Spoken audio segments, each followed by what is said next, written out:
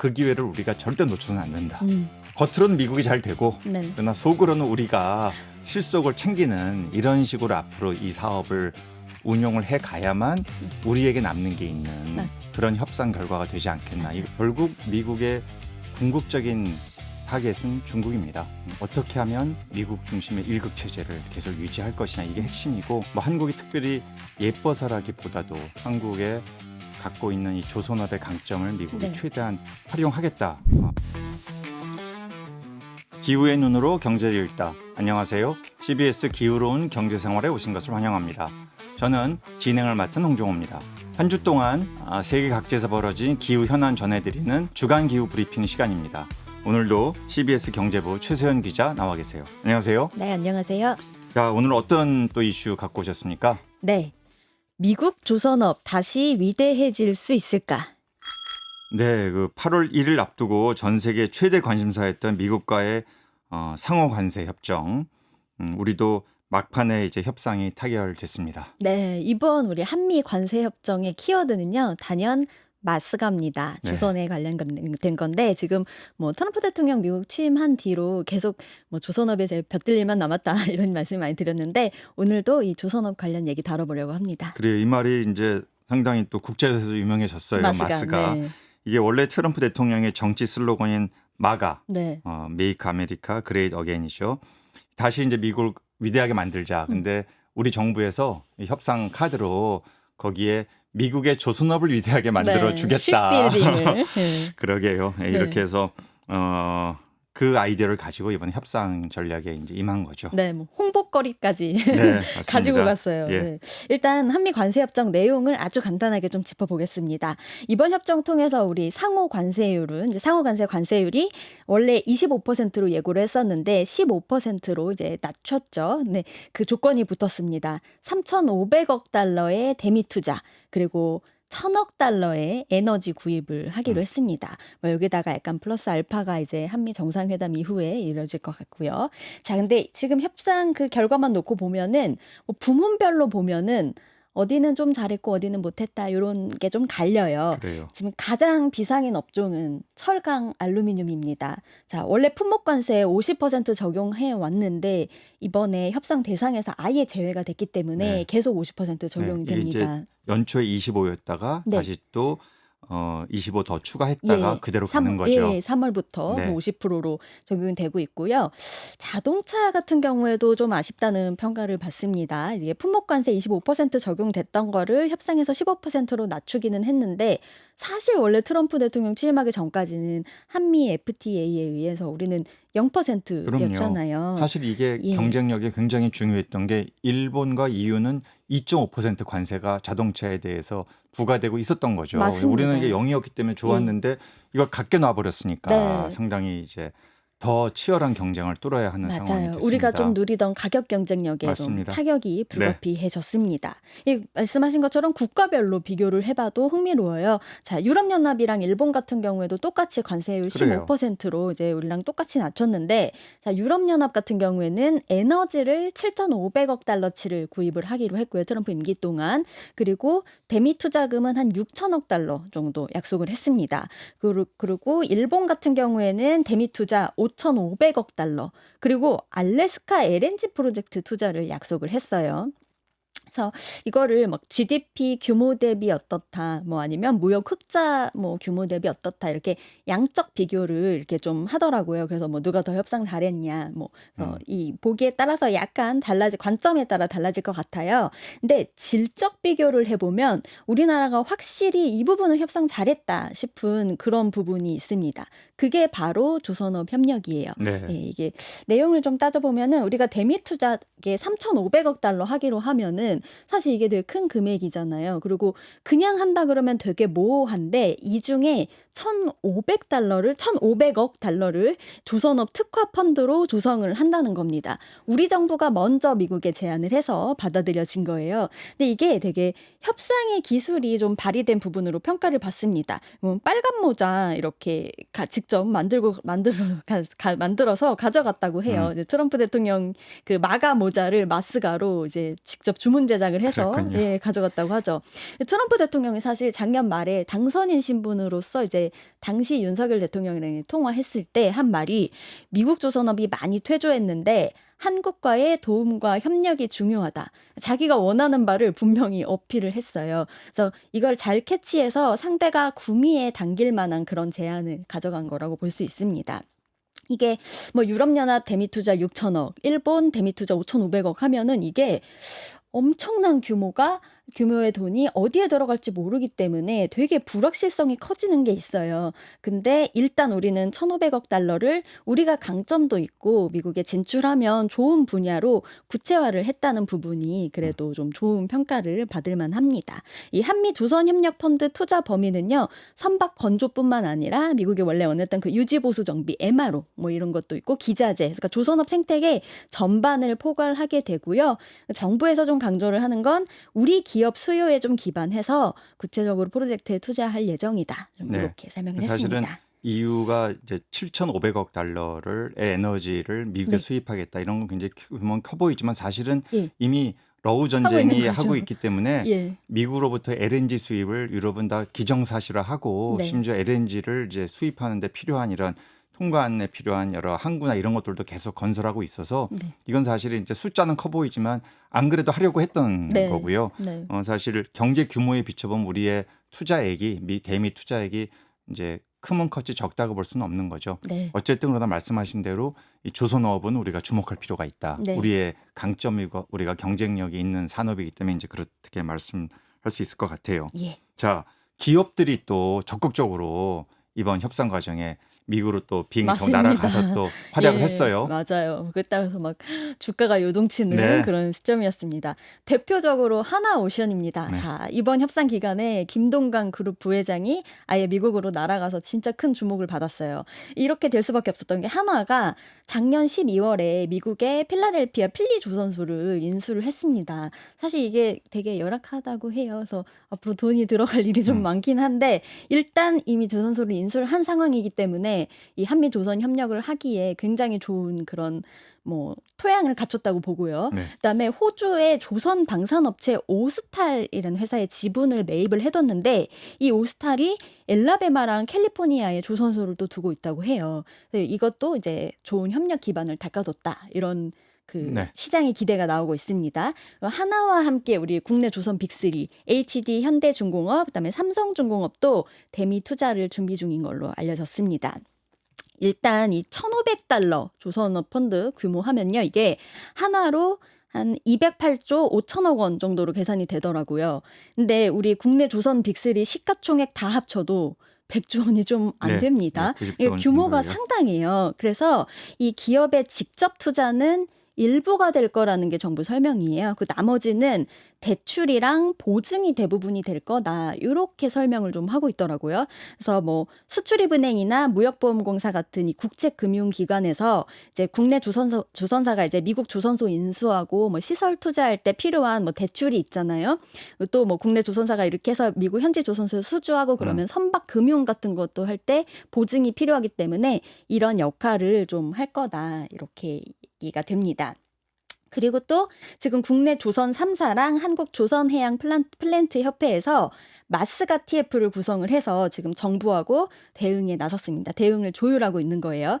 이게 투 트랙으로 좀 진행을 할 것 같다고 해요. 그래서 TF 차원에서 아예 국내 중형 조선소 하나를 인수를 해서 그 미 해군 납품 전용 기지로 키우는 거죠. 그래서 뭐 해군에 납품할 그런 전용 기지를 키우는 방안이 있고, 그다음에 우리 기업들이 미국 현지 조선소를 이제 인수해서 뭐 신설하는 방안, 그리고 여기에 필요한 대출 보증, 그다음에 일부 직접 투자가 들어가는 방식이 이제 거론이 되는데.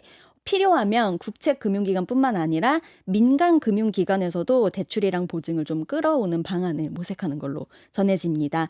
여기서 진짜 중요한 건 우리 기업에도 분명 기회가 될 수 있도록 하겠다는 거. 그러니까 윈윈할 수 있는 전략과 방향 설정을 하는 게 지금 되게 중요한 과제가 되고 있습니다. 우리가 네. 퍼주기만 하는 게 아니라 사실은 예. 네, 맞아요. 이게 해외 직접 투자하면은 네. 사실은 받는 쪽에서 굉장히 감사해야 하는 일이잖아요. 이 개방화된 시대에. 근데 맞습니다. 이게 자칫하면은 우리가 해주고 눈치를 봐야 하는 이렇게 앞으로 사업이 흘러가는 것은 결코 좋지 않고요. 네. 그러니까 예를 들어서 우리가 미국에 어마어마한 돈을 투자한 만약 정부가 보증이 들어가면 사실상 이게 정부 부채나 마찬가지가 되는 겁니다. 그렇기 때문에 굉장히 정부로서는 앞으로 이 협상의 디테일을 어떻게 가져갈 것인가가 아주 중요하고요. 네. 또 한 가지는 이게 정말 제일 중요한 것 같아요.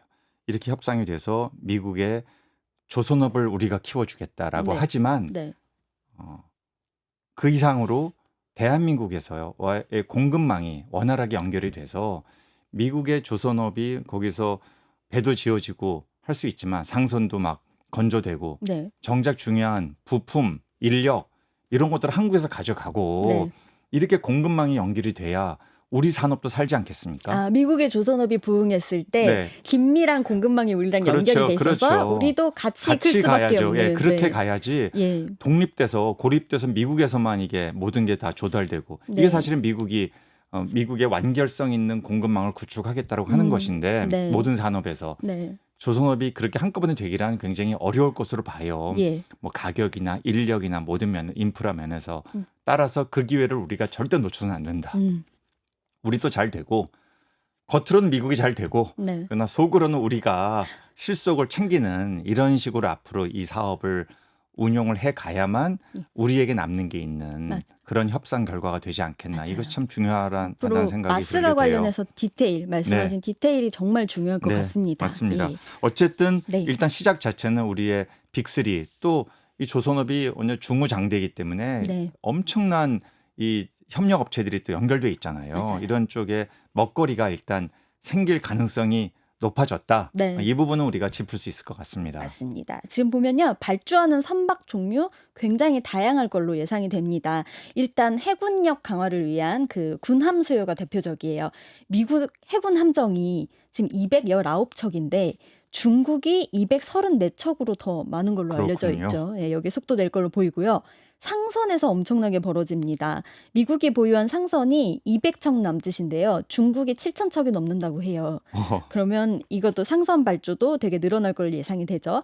여기다가 지금 알래스카 프로젝트 관련해서 LNG 운반선, 그다음에 얼음 깨는 쇠빙선 발주 다량으로 이뤄질 거라는 게 뭐 사실 기정사실입니다. 한국경제인협회가 5월에 발간한 이제 관련 보고서를 보니까 미국이 2037년까지 12년간 다양한 종류의 선박을 한 400여 척 발주할 거란 예측이 구체적으로 나왔어요. 그래서 뭐 이 중에 일부는 미국 현지에서 건조가 이뤄질 수 있도록 우리가 현지 조선소랑 설비 투자해서 짓고 또 뭐 기술 이전이랑 인력 양성해주는 그런 과정이 있을 것 같아요. 미국의 숙련 인력 양성을 위한 쉽빌딩 마스터스 아카데미 SMA라는 아카데미를 신설하는 방안도 지금 미국과 협의 중인 걸로 전해집니다. 디테일 관련해서요.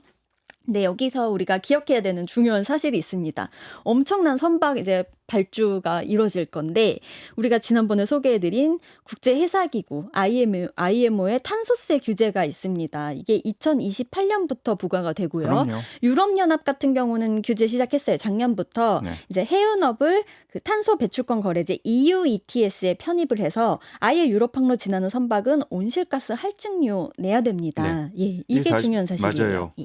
지금 말씀하신 게 굉장히 중요한 포인트인 게 이 해운과 또 항공 네. 양쪽의 탄소 배출량을 비교해 보면 그냥 얼핏 생각하기에는 하늘이 더 많지 않나 싶은데 바다가 더 많은 거죠. 네. 예, 그만큼 여기에 탄소 배출이 크기 때문에 예. 앞으로 이쪽의 규제는 강화될 거고 결국은 앞으로 전 세계적으로 발주되는 모든 이러한 선박들은 계속 친환경 연료 중심으로 갈 거다. 그래서 LNG 운반선 또 LNG 추진선 이런 것들이 중요한 거고요. 네. 그러니까 여기에 만족하지 않고 지속적으로 친환경 연료를 개발하기 위한 예를 들어 암모니아선이라든지 네. 뭐 더 나가서 수소 선박이라든지 수소 이런 선박. 쪽에 얘기가 나오는 것이 이런 쪽에 대한 수요가 늘 수밖에 없고 우리나라 심지어 해운 회사들도 2030년이 되면 1조 원 이상의 이 IMO에 탄소세가 여기 탄소세를 내야 되는 이런 예. 상황으로 가고 있어서 우리도 역시 발등에 떨어진 불이다. 예. 미국도 그런 쪽으로 가게 될 것이다. 이 수요 예측이 중요하다고 생각이 돼요. 네. 앞으로 새로 짓는 선박은 탄소 저감할 수밖에 없다. 이건 그럼요. 그냥 디폴트인 거죠. 네. 예. 실제로 영국 클락슨 리서치에 따르면요. 올해 1월부터 6월까지 발주된 이 전체 선박 중에서 절반 이상이 50% 넘었대요. 대체 연료 추진 선박으로 맞습니다. 나타났습니다. 말씀하신 암모니아, 메탄올, 바이오 연료, 뭐 수소 그리고 LNG도 조선 해운 분야에서는 지금 과도기 대체 연료로 분류가 해주고 있어요. 그래서 이런 대체 연료 추진 선박이 사실은 10년 전만 해도 발주 비중이 한 8%, 전체 10%가 안 됐다고 해요. 근데 이제 IMO 온실가스 전략이 합의된 게 2018년인데 그때부터 속도가 빠르게 늘고 있다고 합니다. 음. 예.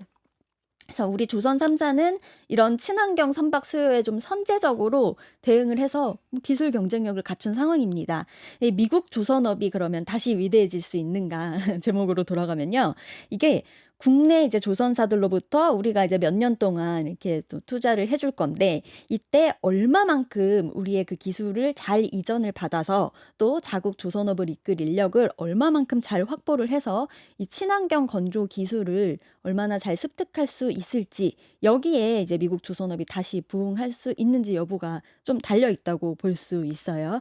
그리고 또 이번 한미 조선협력 관련해서 이제 대통령실 김용범 정책실장이 세계 최고의 설계와 건조 경쟁력을 보유한 우리 조선 기업이랑 그다음에 소프트웨어 강점을 보유한 미국 기업이 힘을 합한다면 자율은행 같은 미래 선박 분야에서 시너지 창출이 기대된다. 이렇게 전했습니다. 네. 이게 되게 전 중요한 그 말이라고 생각이 들었어요. 왜냐하면 지금 우리가 생각하는 현재 갖고 있는 조선 모델 하면은 사실 비용 경쟁력 때문에 중국이랑 한국이 뭐 시장을 거의 양분하고 있다고 봐도 되잖아요. 네. 차지하는 비중이 굉장히 큰데 지금의 그 모델을 미국에다 이제 그대로 가져가게 되면 미국은 사실 인건비가 뭐 중국이랑 비교가 안 되잖아요. 그래서 그 지금 우리가 갖고 있는 조선 그 업의 산업의 구상으로는 미국의 조선업이 다시 부응하기가 좀 어려워요. 근데 대신에 뭐 휴머노이드를 이용한 건조랄지 아니면 지금 말한 것처럼 미래 선박, 자율운행 선박이랄지 이런 최첨단 기술을 이용한 건조, 그다음에 최첨단 기술을 동원한 그런 새로운 모델의 그 선박 건조를 하게 되면은 우리가 지금 현재 상상할 수 없는 현재 존재하지 않는 그런 조선 산업의 모델로 조선 산업이 재편이 되는 그런 구조 변화가 일어날 수 있는 거예요. 그거를 미국에서 이제 성공을 하는 게 미국 조선업 부흥의 핵심인데 만약에 이제 이게 정말 성공을 하고 이때 우리나라가 같이 참여를 해서 우리나라도 이 미래 선박 건조 기술에서 지금보다 더 최첨단 기술을 습득하는 그런 계기로 쓰인다면 이번 그래요. 프로젝트가 윈윈 할 수 있게 되고요. 이제 그게 어렵다 그러면 좀 뭐 손해가 네. 날 수 있는 상황이기는 합니다. 네. 우리 지금 미래 자동차 모델이 자율은행 전기차잖아요. 그러니까 선박 같은 경우도 지금 자율은행 선박이나 전기 추진 선박 이런 거 개발하면서 점점 더 선진화된 탄소 저감 기술을 이제 갖춰 나가야 돼요. 그러니까 한국이랑 미국이 같이 기술 개발할 기회로 이번 마스가를 좀 활용을 할 수 있다 그러면 비록 우리가 울며 겨자 먹기로 지금 이 관세 합의를 맺기는 했지만 이거를 좀 건설적으로 활용할 수 있는 그런 계기가 되기를 바라는 마음에서 이 브리핑을 준비해 봤고요. 네. 자동차 같은 경우에도 이제 미국 시장에서 우리가 가격 경쟁력을 좀 잃게 됐는데 대신에 전기차 기술 경쟁력 같은 걸 좀 강화하는 계기로 삼는다면 우리가 좀 위기를 기회로 활용할 수 있는 그런 길을 찾을 수 있지 않을까 하는 맞아요. 바람을 예, 가져봅니다. 지금 최 기자 예. 말씀하신 게 가장 해피한 그런 스토리의 전개라고 생각이 되고요. 네. 어쨌든 이번에 한미 관세 협상을 보면서 결국 미국의 궁극적인 타겟은 중국입니다. 어떻게 하면 미국 중심의 일극 체제를 계속 유지할 것이냐 이게 핵심이고 이제 그 과정에서 뭐 한국이 특별히 예뻐서라기보다도 한국의 갖고 있는 이 조선업의 강점을 미국이 네. 최대한 활용하겠다. 또 우리가 이것을 협상 카드로 제시해서 일단 물꼬는 튼 것 같아요. 네. 근데 결코 이것을 가지고 우리가 잘 협상을 했다. 여기서 만족할 수 없는 상황인 것이 네. 제일 저는 우려할 수 있는 부분이라면 이렇게 투자를 했는데 결국 우리나라의 주요 기업들이 이미 바이든 행정부터 시작된 이러한 인플레이션 감축법의 여파로 지속적으로 미국에 투자를 많이 하고 있는데 이제 조선업까지 미국에 중점적으로 투자가 되는데 그것이 우리나라와의 어떤 공급망 구조가 단절된 상태로 가게 된다면 이것은 중국을 견제하기 위한 미국의 전략으로서는 성공할 수 있지만 대한민국의 산업 경쟁력을 유지하고 우리나라의 경제를 부흥시키고 일자리를 만들어내는 데 있어서는 자칫하면 산업 공동화라고 하는 네. 우리나라의 큰 리스크로 작용할 수도 있다. 그러니까 조선업 하나에 한정돼서 보더라도 음. 다시 말씀드리지만 우리나라와의 음. 공급망을 연결시키려는 끊임없는 전략적인 노력이 꼭 필요하고요. 음.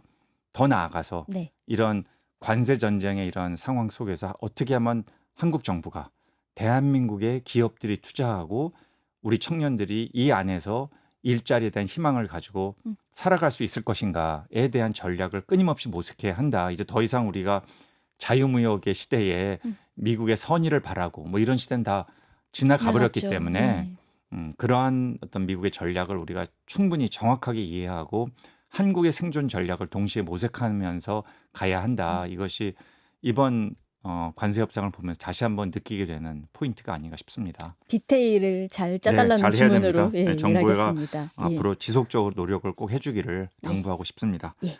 자, 지금까지 첫 번째 이슈 살펴봤습니다.